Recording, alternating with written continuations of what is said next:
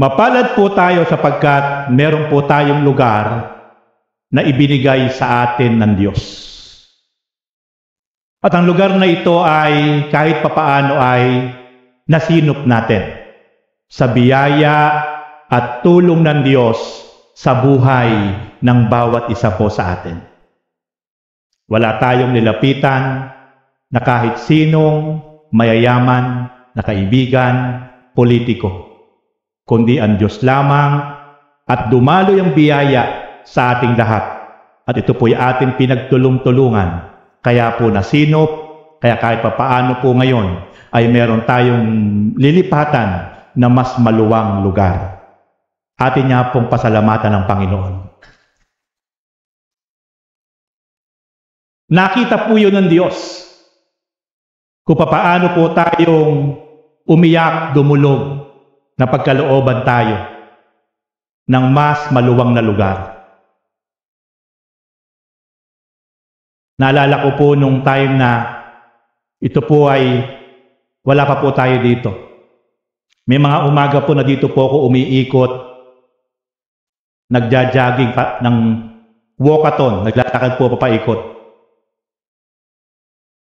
Every time na ako po'y naglalakad, nung wala pa po tayo dito, nandun pa po tayo sa loob, tatayo po ako sa lugar na ito.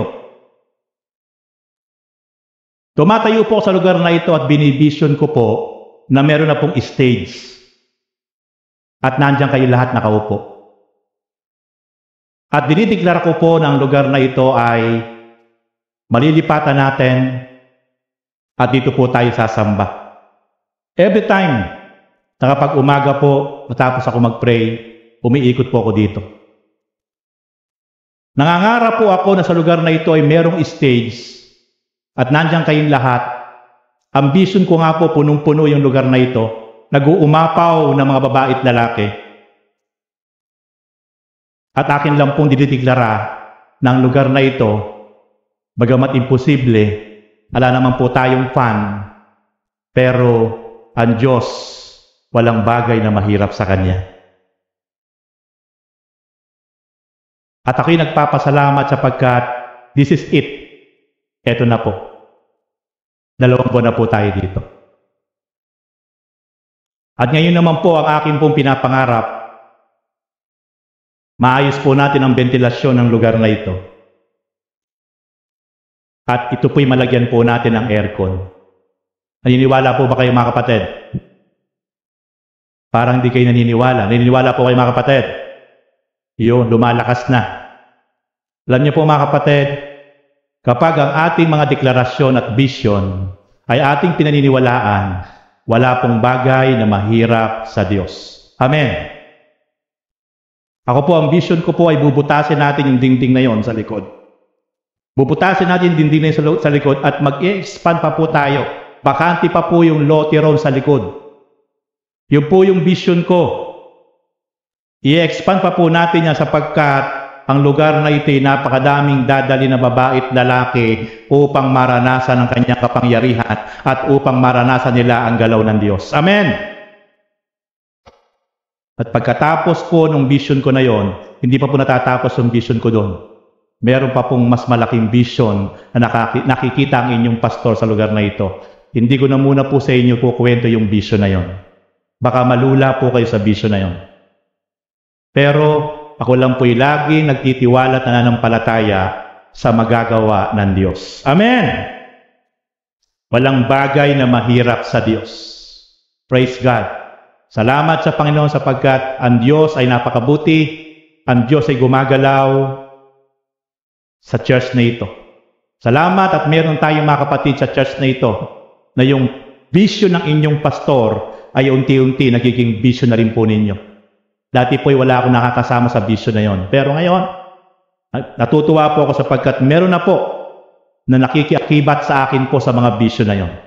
Kaya salamat sa Lord, samahan niyo ang inyong pastor sapagkat darating ang panahon, sasabihin niyo, totoo pala lahat ng sinasabi ni pastor. Sapagkat makikita ng inyong dalawang mata, mararanasan ninyo kung gaano kabuti ang Diyos na ating pinaglilingkuran sa simbahang ito. sa Jesus Christ, the Freedom and Highly Favored Church. At sa lahat ng mga biyaya at pagpapala na ipagkakatiwala ng Diyos sa simbahang ito.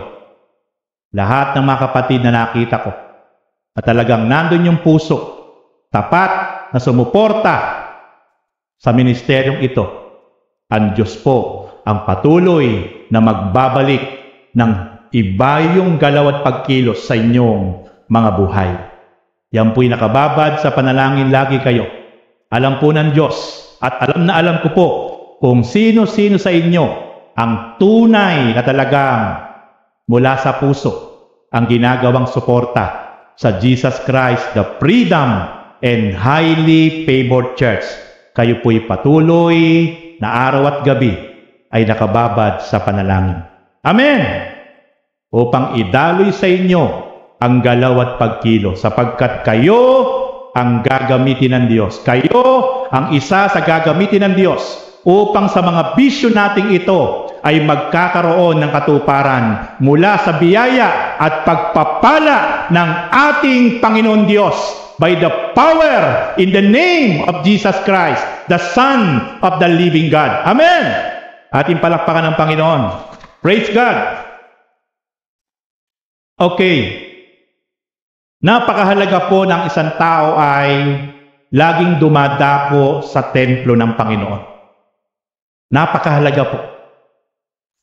Kung meron pong pinakamahalagang lugar sa ibabaw ng mundo, sa sangkalupaan, ay walang iba kundi ang templong itinalaga sa Diyos upang pagtipon-tipunan, upang ang bawat isang babae at lalaki na nagpupunta sa lugar na yon ay patuloy na sumamba, magpasalamat, manalangin, at magpalakasan, makinig at mag-aral ng salita ng Diyos. Yun po ang isang napakamahalagang lugar sa mata ng Diyos. At tayo po'y sobrang pinagpala ng Diyos sapagkat sa lugar na ito na ating pong hiniling, na ating pong itinalaga, na ating pong idinedicate, ang lugar na ito ay isa sa napaka-importante na lugar sa mata ng Diyos. At ngayon po, isa po kayo sa mga babae at lalaki na laging sabik dumako sa lugar na ito upang patuloy na sumamba, magpuri, magpasalamat. Kaya ako'y naniniwala na ang Diyos ay patuloy na mararanasan po natin ang kanyang galaw at pagkilos sa ating mga buhay. Isang lalaki po na mayroong pananampalataya sa lumang tipan, nang siya po ay pumasok sa templo, meron po siyang nakita at meron po siyang naranasan. Ito po yung isi-share ko po ngayon sa inyo sa umaga pong ito. Kaya sinabi ko nga po sa inyo na napakapalad ng bawat tao na talagang lagi pong may kasabikan, lagi pong may kauhawan, na laging dumako sa bawat lugar na kung saan nandoon ang presensya ng Diyos. Itaas nga po ang kamay, yung seryoso po, na kapag pumupunta sa lugar na ito at sumasamba at nakikinig ng salita ng Diyos, ay nararanasan niya ang presensya ng Panginoon. Praise God. Confirm. Kaya po natin nararanasan yan kasi po kasama natin sa lugar na ito ang presensya ng Panginoon. Okay. Ang aking pong pamagat, excuse me po, ang aking pong pamagat na ituturo sa inyo ay aking pong pinamgatang 3 things Isaiah saw in God's temple. Nang si Isaiah po ay pumasok sa templo ng Panginoon, that time, meron siyang 3 bagay na nakita at naranasan sa loob ng templo. Katulad po nito, nang siya po ay pumasok. Basahin po natin ang Isaiah chapter 6, beginning verse 1 up to verse 7. Nang taong mamatay si Haring Uzias, nakita ko si Yahweh nakaupo siya sa isang napakataas na luklukan. Ang laylayan ng kanyang damit ay nakalatag sa kabuuan ng templo. Verse 2, may mga serapin sa kanyang ulunan at bawat isa'y may 6 na pakpak. 2 ang nakatakip sa mukha, 2 sa buong katawan, at 2 ang ginagamit sa paglipad. Verse 3, wala silang tigil ng kasasabi sa isa't isa ng ganito, banal, banal, banal si Yahweh, na makapangyarihan. Ang kanyang kaningningan ay laganap sa sanlibutan. Sa lakas ng kanilang tinig ay nayanig ang pundasyon ng templo. Ang loob nito'y napuno ng usok. Sinabi ko, kawawa ako. Marumi ang aking labi at naninirahan sa piling na mga taong marurumi rin ang labi. Mapapahamak ako pagkat ako'y isang makasalanang nakakita kay Yahweh, ang makapangyarihang hari. Pagkatapos may isang seraping sumipit ng baga sa dambana at lumipad na patungo sa akin. Last verse, ang baga ay idiniit sa aking mga labi at sinabi, wala ka ng sala, napawi na ang mga kasalanan mo. Praise God. Ang Diyos ang magpala sa pagkarinig ng kanyang buhay at makapangyarihang salita. Okay. Makikita po natin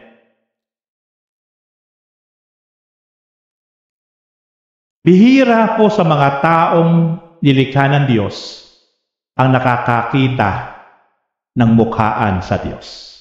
Bihira po. Sapagkat mamamatay ang sinumang makakita sa Diyos. Pero dito po makikita po natin, sa Biblia po from Genesis to Revelation, si Moises, si Isaiah, ang halos 20 na matitinding sumusunod mananampalataya ang talagang face-to-face na nakita ang Diyos.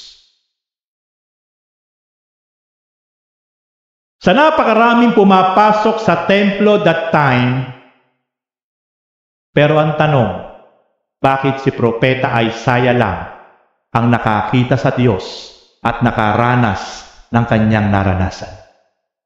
Alam niyo po mga kapatid kung bakit si Isaiah lang po sa panahong iyon. Nakita niya ang Diyos nakaupo sa napakataas na trono sa loob ng templo. At sa kanya pong pagkakakita sa Diyos na nakaupo sa napakataas na trono, yung laylayan ng damit ng Panginoon na puting-puti ay nakalatag sa kabuuan ng templo. At nagniningning, nagliliwanag ang glory ng Diyos. Hindi lang po doon sa templo, kundi sa kabuuan ng buong sanlibutan.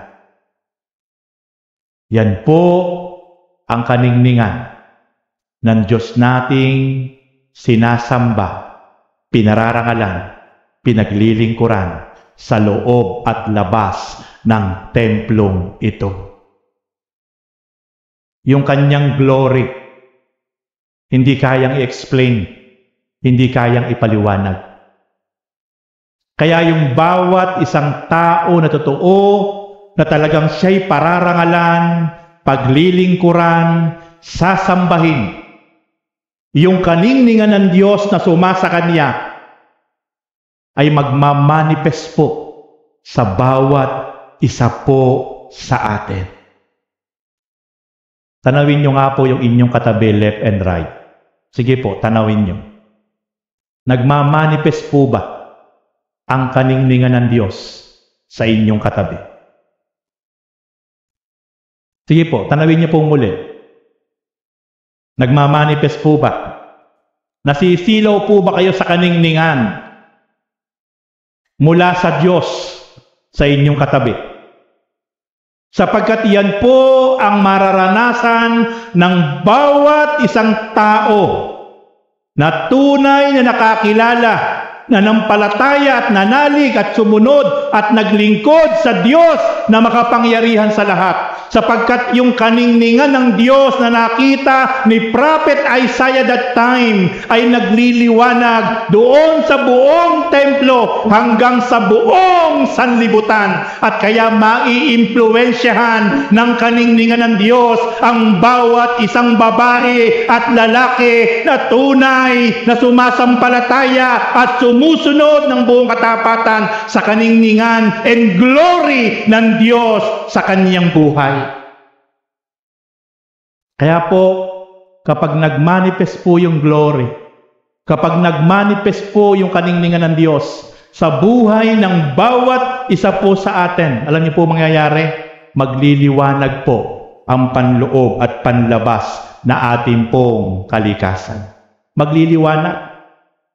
Makikita po sa aura, mababanaag niyo po sa mukha ang kaluwalhatian, ang kagalakan, ang kapayapaan, at lagi po siyang magiging inspirado. Bakit po? Sapagkat po yung refleksyon magmamanifest sa kanyang buhay ang kaningningan, ang kapangyarihan, ang kaluwalhatian, ang kabanalan ng Diyos na makapangyarihan sa lahat, sa bawat isang babae at lalaki na tunay na sumampalataya, sumunod ng tapat sa ating Panginoong Diyos.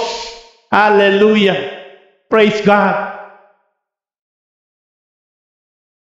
Tingnan niyo po mga kapatid, ang kauna-unahan po na naranasan po ni Isaiah sa loob ng templo nang siya'y pumasok.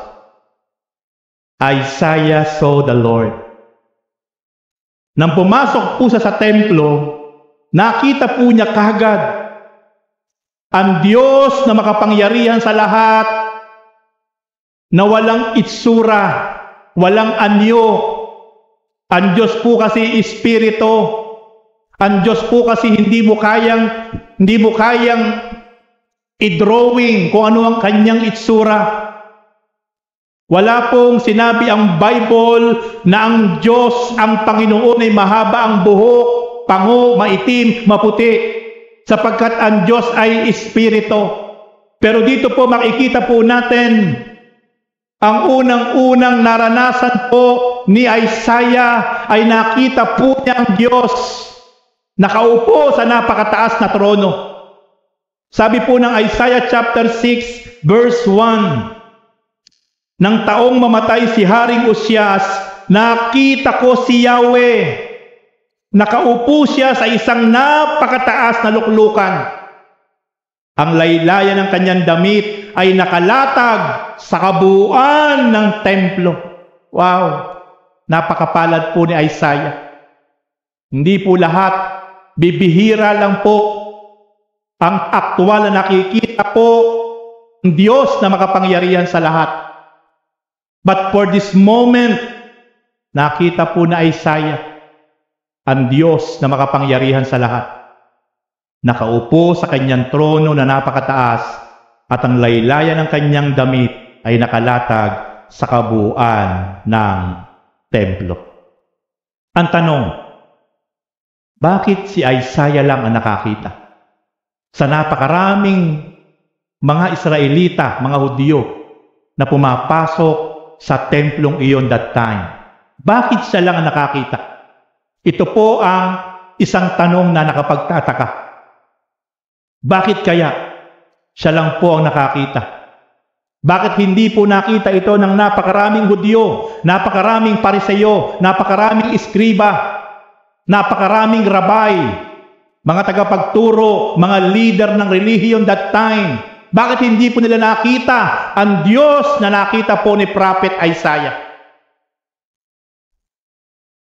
Bigyan ko po kayo ng halimbawa.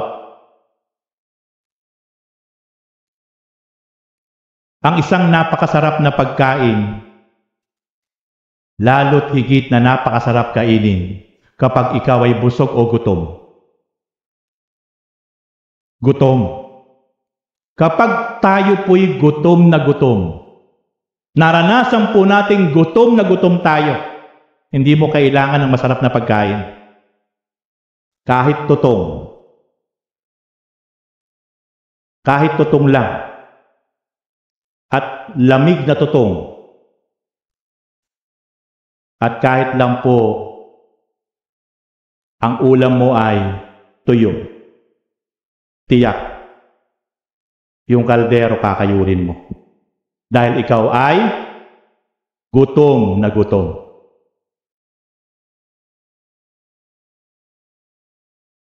Kahit asin lang. Ako po mga kapatid ay, nung bata ako, kanin lang at tubig po. At sasabuyan ko ng asin. Naranasan ko po yun. At napakasarap na kumain. Na kahit asin lang ang ulam mo, kapag naramdaman mong gutom na gutom ka. Ano po ang ibig ko sabihin?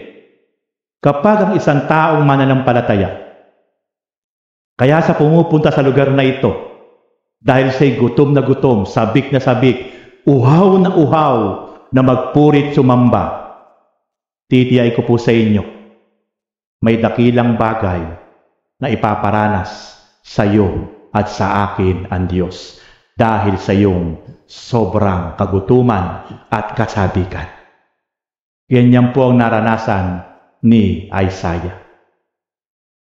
Kaya, kapag sumasamba po ang isang lalaki o babae na sabik, seryosong seryoso, hindi po pwedeng wala siyang maranasan na kakaiba mula sa kanyang damdamin, mula sa loob hanggang sa kanyang panlabas na katauhan. Sapagkat magmamanifest po ang glory ng Diyos mula sa isang babae o lalaki na talagang seryosong seryoso, sabik na sabik, at talagang pumupunta sa templo ng Panginoon para ang Diyos ay sambahin.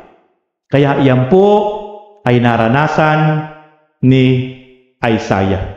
Sapagkat every time na siya po'y pupunta sa templo, kakaiba po ang laman ng kanyang puso at isip sa kanyang pagdako sa lugar na kagaya po nito. Kaya nagpakita po sa kanya sa pangitain ang Diyos na makapangyarihan sa lahat na hindi po ginagawa ng Diyos. Tatlong bagay po na dapat nararanasan kapag nasa templo po tayo ng Panginoon.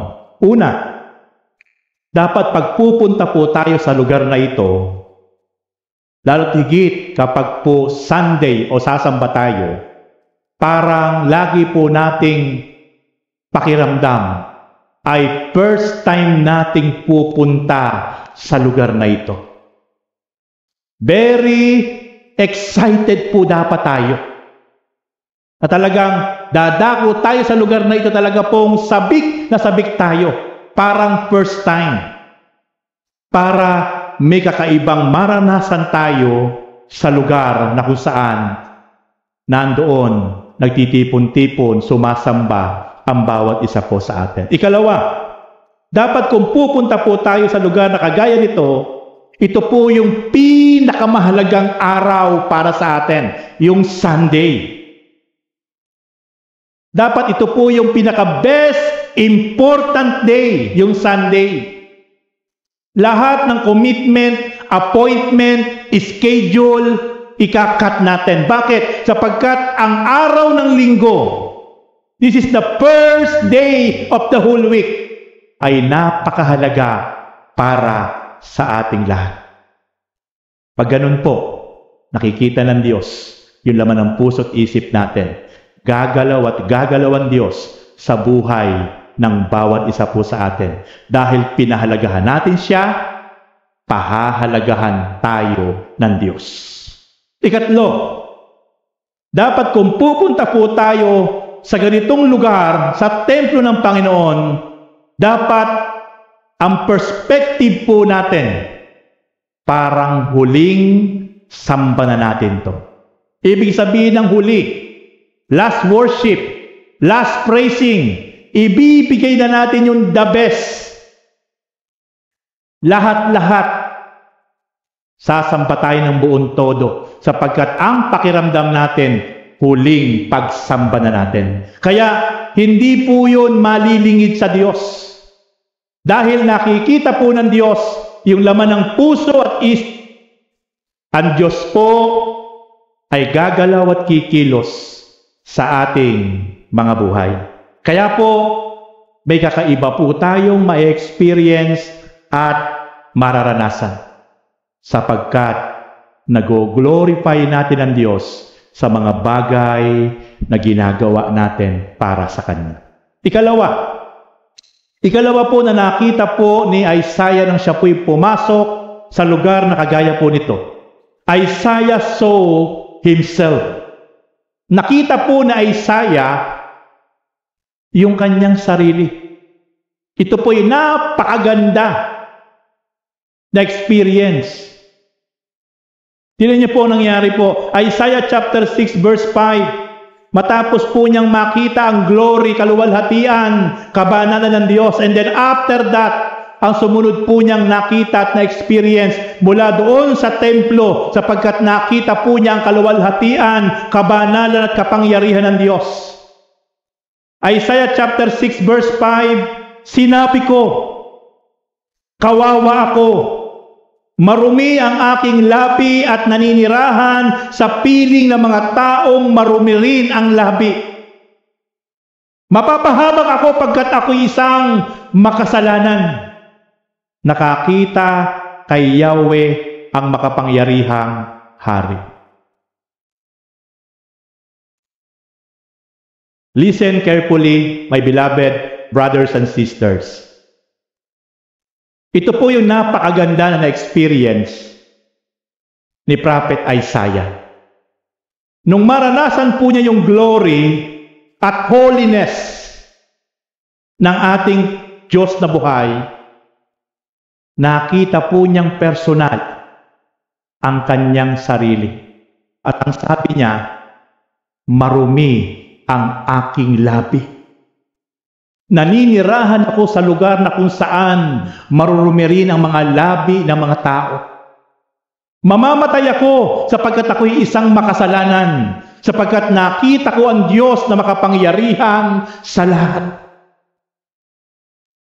Mga kapatid, ang napakaganda po na may experience po ng bawat isa po sa atin kapag nasa loob po tayo ng templo.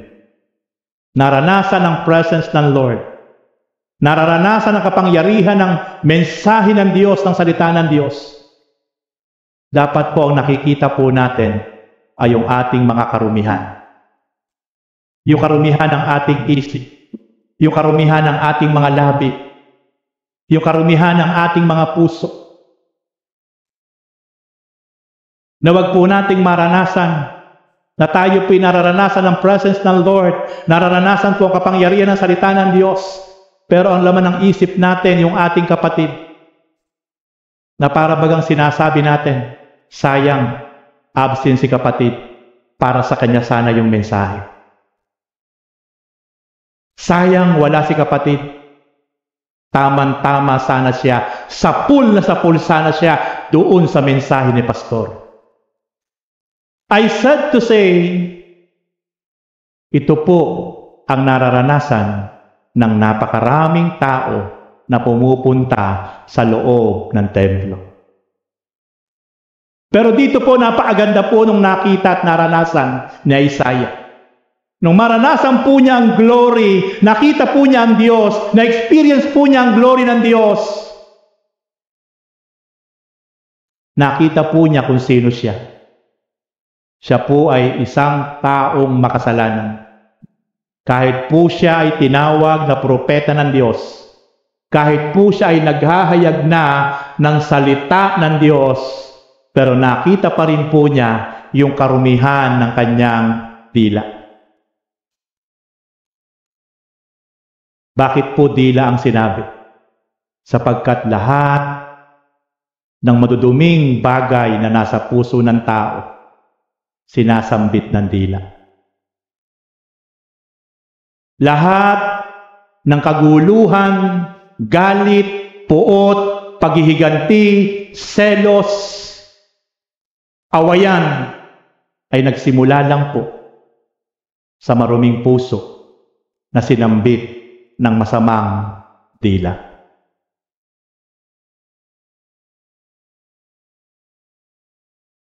Kaya napakahalaga po mga kapatid na kung wala tayong sasabihing mabuti, kung wala tayong sasabihing maganda sa ating kapwa, sa ating kapatid, huwag na lang po tayong magsalita. Especially po sa simbahang ito mga kapatid. Kung tayo po'y walang sasabihing maganda, kung tayo po'y walang sasabihing mabuti, sa bawat isang kapatid natin sa templong ito, sa ministeryong ito, huwag na lang po tayong magsalita. Sapagkat hindi po makabubuti, makasisira po tayo ng magandang galaw at samahan ng templong ito, ng ministeryong ito. Pero the moment na ginamit ko po yung aking dila, naghayag ako ng magagandang salita para sa inyo at para sa kanino paman. Ito po ay nabalita, ito po ay kumalat, magiging inspirasyon po ito sa bawat isang makakaalam. But the moment na tayo po ay nagbitaw ng pangit na salita, lalo't higit na panghusga, paghatol, ito po ay kumalat at nabalita, hindi po makatutulong sa kalooban ng Diyos para po sa ating kapatid. Kaya mga kapatid, kung bakit dila po ang ipinakita ng Diyos na marumi kay Prophet Isaiah. Kahit siya po ay isang lingkod ng Diyos na hinirang ng Panginoon, ipinakita sa kanya ang kanyang dila ay napakarumi, makamandag, nakasasakit, nakasisira ng samahan at relasyon, nakasasakit ng damdamin. Ipinakita ng Diyos kay Isaiah ang karumihan ng kaniyang dila. But praise God, natanggap po yun ni Isaiah. Hindi po siya nagreklamo, hindi po siya nag-complain. Tinanggap po niyang buong buo na talagang napakarumi ng kanyang dila. At ang kagandahan po kay Isaiah, handa po siyang magpalinis, handa po siyang sumuko, handa po siyang magpakumbaba sa harap ng Diyos sapagkat ipinakita sa kanya ang karumihan at ang kamandag ng kanyang dila. My beloved brothers and sisters, kung yung dila po natin itong napakaliit, sabi nga po na aklat ng Santiago, napakaliit na parte ng ating katawan. Pero kaya kandalin yan kapatid ng napakaliit na dila na yan sa apoy ng impyerno. Kapag po yung dila natin ay ginamit natin sa kasamaan, sa panghusga, sa paghatol, sa kasinungalingan, dadalhin kanyan kapatid sa naglalagablab na apoy ng impyerno. Yan po ang sinasabi ng aklat ng Santiago. Isang napakaliit na parte ng ating katawan, pero napakalaki ang lilikhaing impluwensya nito sa kabuuan ng ating pagkatao. Isang napakaliit na parte ng ating katawan, pero ang dila po ay po pwedeng mag-create ng isang matahimik at mapayapang pamilya, samahan at buhay. Kapag ang dila natin ay laging inihahayag ay katotohanan. Kapag ang dila natin ay ang laging sinasambit at ipinapahayag ay pangunawa, pag-abot, pagmamahal, Magkikreate po ito ng magandang relasyon, magandang samahan, isang magandang pamilya.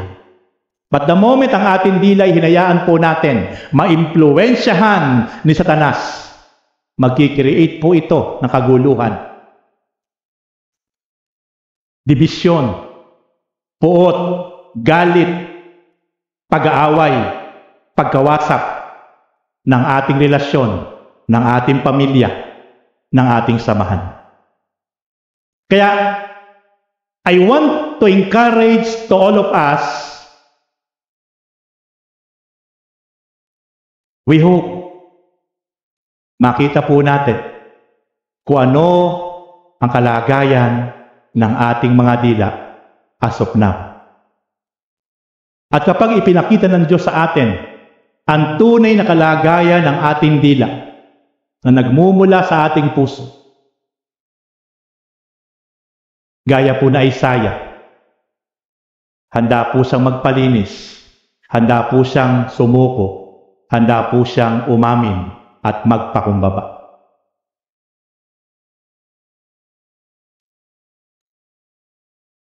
Sa Luke chapter 18, verse 9 to 14, may dalawang lalaki na pumunta ng templo.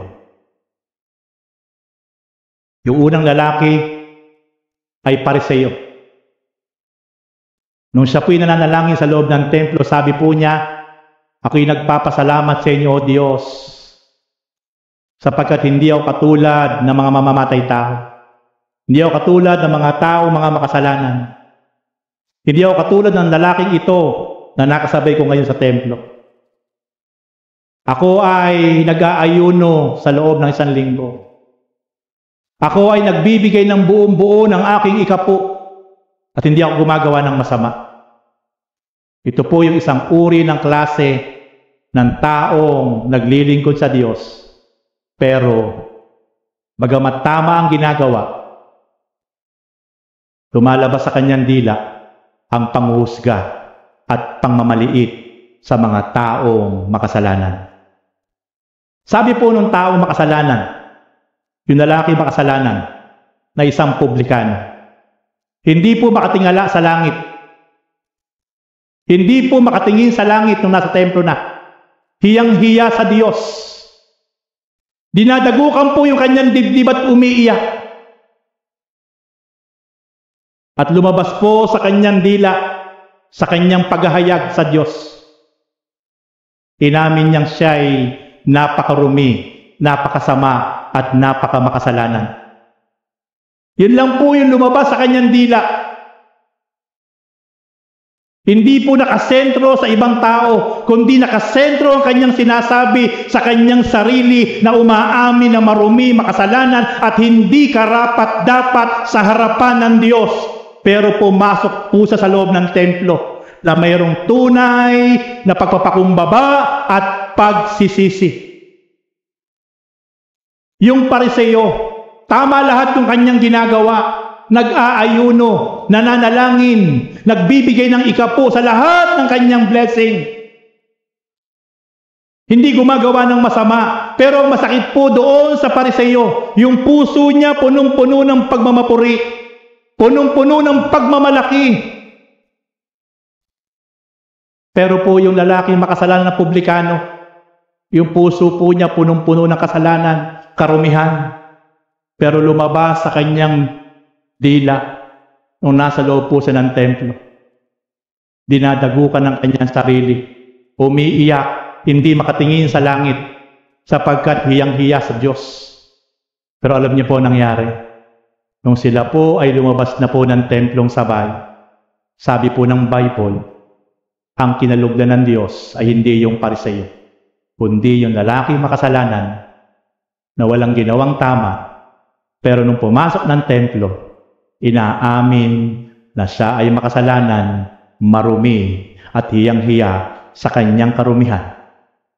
Siya po ay kinalugdan ng Diyos.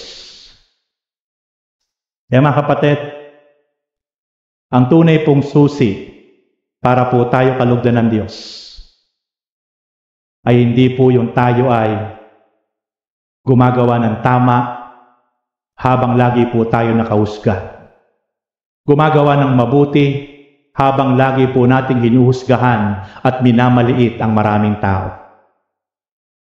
At ipinagmamalaki natin sa Diyos na tayo malinis, tayo banal, hindi gumagawa ng masama, habang nakaturo tayo sa maraming tao, maraming kapatid sa paligid natin. Kailanman ay hindi yan kinalulugdan ng Diyos. Ang nais makita ng Diyos, every time sa ating mga buhay, ay lagi tayo nakasentro sa ating mga sarili lamang. Lagi nating dino-double check yung ating mga sarili. Na baka po tayo, habang tayo ay sumusunod sa Panginoon, ay nagagamit na natin yung ating buhay, yung ating sarili, yung ating dila, na hindi na pala nagiging daluyan ng pagpapala, kundi para na po pala tayong mga hukom. Na dumating po sa point ng buhay natin, daig pa po natin yung mga judge, napakabilis po nating magbigay ng desisyon. Kagad po ay nakahatol tayo sa mga tao, sa mga kapatid, sa ating kapaligiran. Kahit wala pa po tayong sapat na ebidensya. Yun po ang ayaw makita ng Diyos. Kaya sabi nga ng Lord sa kanyang salita, huwag kang humatol nang hindi ka hatulan ng Diyos. Uulitin ko mga kapatid, ang mga taong palahatol, ang mga taong judgmental, sila yung hahatulan ng Diyos. Ang mga taong mahabagin ay kahahabagan ng Diyos. Kung meron tayong mga kapatid, dumating man isang araw na nahulog sa pagkakamali, nahulog sa pagkakasala, kapatid, wag nating ikwento sa iba. Wag nating i-chismis sa iba. I-cover up natin. Protection na natin. Sapagkat yung kasiraan ng ating kapatid ay kasiraan din natin. Tulungan po natin yung ating kapatid, especially prayer. Pangalawa, i-encourage natin na kung nadapa man siya, atin po siyang tulungan na makabangon. Ito po ang tunay na kinalulugdan ng Diyos. Instead na i-judge po natin, instead na hatulan po natin, instead na magdeklara po tayo ng mga pangit na panalita at panghusga, ipanalangin po natin yung ating kapatid na nagkasala, nadapa, nahulog sa pagkakamali, sapagkat yan ang gustong-gusto ng Panginoon. Ito po ang kinalulugdan ng Diyos na mga nananalig sa Kanya, na hindi po nakasentro ang Kanyang pananaw, ang Kanyang puso, ang Kanyang dila sa Kanyang kapwa, kundi lagi nakasentro ang Kanyang puso, isip at dila sa Kanyang sarili. Gaya po ni Isaiah, napakarumi ng aking dila. Ako ay namumuhay sa mga taong marurumi din ang dila. Namumuhay sa kasamaan. Ito ang ikalawang nakita ni Isaiah sa kanyang sarili. And we believe, my beloved brothers and sisters, magsimula po tayo na lagi po nating makita ang ating mga sarili. Kaya po sabi ni Santiago, bago mo pansinin ang puwing ng iyong kapatid sa kanyang mata, tingnan mo muna yung iyong sariling puwing. Baka gatahilan na. Ano pong ibig sabihin ni Santiago? Madalas po natin nakikita yung kapintasan ng ating kapatid, ng ating kapwa, pero hindi po natin pinapansin yung mga kapintasan po ng ating mga sarili na dapat pong itama at ihingi ng tawad sa Panginoon. Church, it is the right time. We need to focus ourselves. I-focus po natin ang ating mga pananaw, ang ating mga dila sa mga negatibong katangian sa ating mga sarili. Lagi nating kakausapin yung ating mga sarili. Kung ano po yung dapat pang itama, kung ano po yung dapat pang i-restore, kung ano po yung dapat linisin. And I believe, darating ang isang araw, kapag ganyan po ang ating ginawa, gagawa at kikilos ang Diyos upang tayo po ay i-purify ng Diyos Amang Banal na makapangyarihan sa lahat.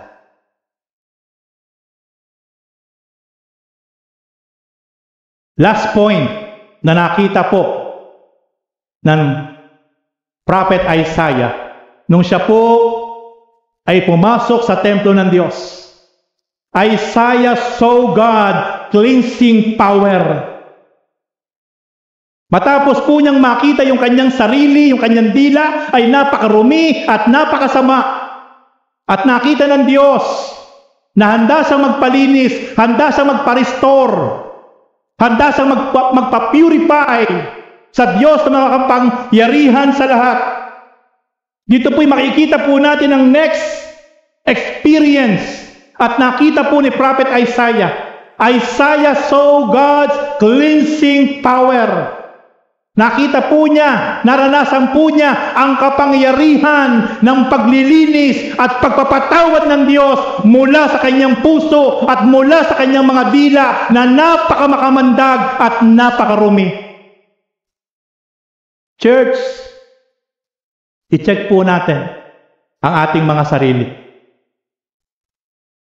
Baka po yung ating mga puso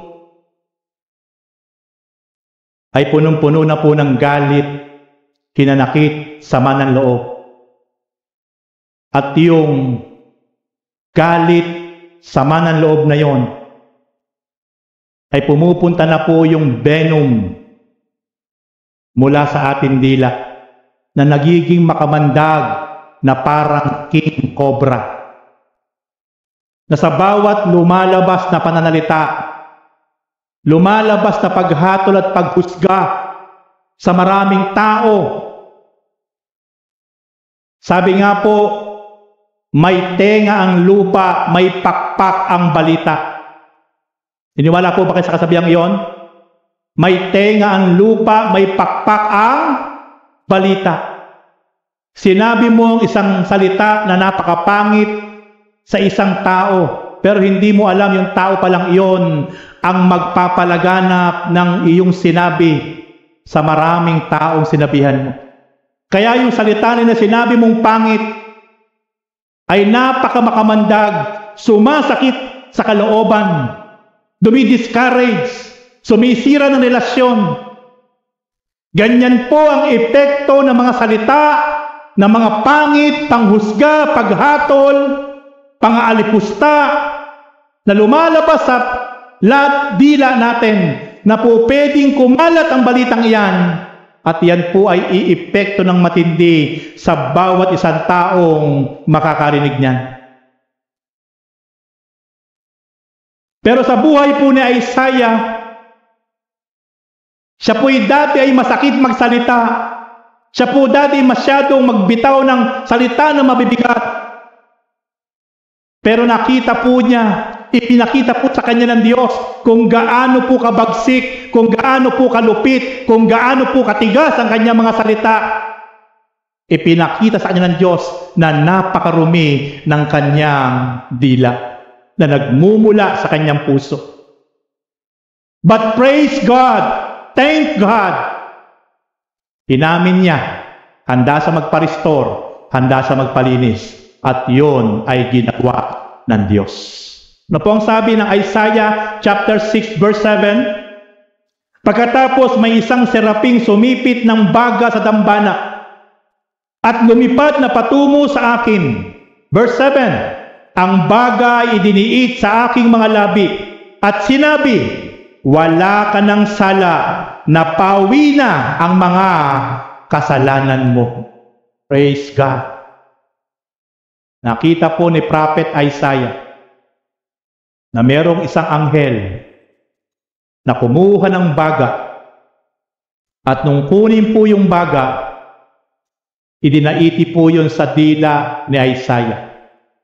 Yung baga na yun. Upang yung madumi at makamandag na kanyang dila ay patayin, sunugin yung makamandag na venom na pumapatay ng kalooban. So may sira ng relasyon. At yun, nung maranasan po yun na Isaiah, siya po ay nilinis na, pinatawad na, nirestore na ng Diyos ang kanyang napakarumi at napaka-makamandag na dila. Church, sa oras pong ito, we need to restore our tongue. Ipalinis po natin lahat ang ating mga dila, ang ating mga puso, gaya po na Isaiah. And I believe, kapag nangyari po iyon, mararanasan po natin ang galaw at pagsama ng Diyos sa ating mga buhay. Everybody stand up. Praise God. Hallelujah. Oh, glory. Hallelujah, Lord. Kapatid, sa oras na ito, nasa loob tayo ng templo ng Panginoon. Nang si Isaiah ay pumasok sa templo ng Diyos na tulad nito, naranasan niya na makita ang kaluwalhatian ng Diyos. Naranasan niya na makita ang kanyang karumihan. And finally, na-experience niya na siya ay ni-restore, nilinis ng Diyos na makapangyarihan sa lahat. Everybody close your eyes and raise your hands. Heavenly Father, the God of Abraham and Isaac and Jacob, Lord, nakikita niyo po ang bawat isa po sa amin sa oras na ito. Father God in heaven, nakikita niyo po ang aming mga puso sa sandaling ito, Panginoon. Wala po kaming maitatago, maililihim sa inyong harapan. Ang lahat ay lantad sa inyong paningin. Father God, i-purify niyo po, O God, ang aming mga puso at isip, ang aming mga dila. Kami po ay nagpapakumbaba sa oras na ito. Naninikluhod, Lord, by the power of your Spirit, gumalaw kayo sa buhay ng bawat isa po sa atin. Mga kapatid, God is here. Sige kapatid, ibukas mo ang iyong labi. Kausapin mo ang Panginoon na nagmumula sa iyong puso. Manalangin ka. Manalangin ka ng taimtim na nagmumula sa iyong puso, na inihahayag ng iyong dila. Because God is here in this place. Let us pray. Oh, glory, hallelujah. Praise God. Praise Jesus.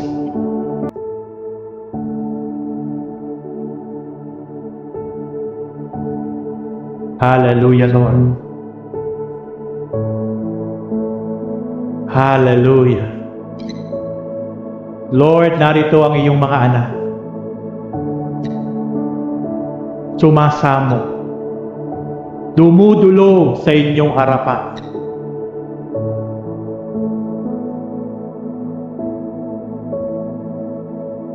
Touch them, O God, by the power of your Spirit. Embrace us by the power of your Spirit, O God. Oh, hallelujah. Praise God. Lord, kami po'y nagpapakumbaba. naninikluhod sa inyong harapan. Sumasamo, O God. Umaamin sa amin pong mga kasalanan, karumihan, pagkakamali. Patawarin niyo po kami, Panginoon. Cleanse us, O God, our hearts, our tongue, our mind, by the power of your Spirit, O God,